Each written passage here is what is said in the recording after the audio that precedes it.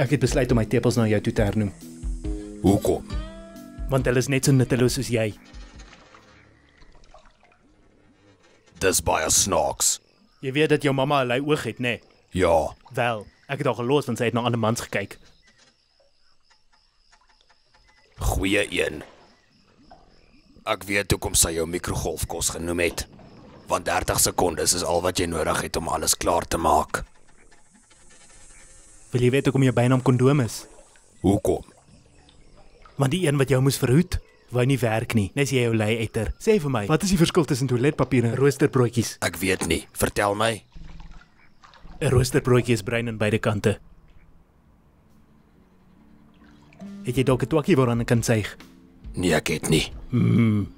Wat noem jy 'n ex wat 'n wheelie doen? Ek het geen idee nie. 'n Plus.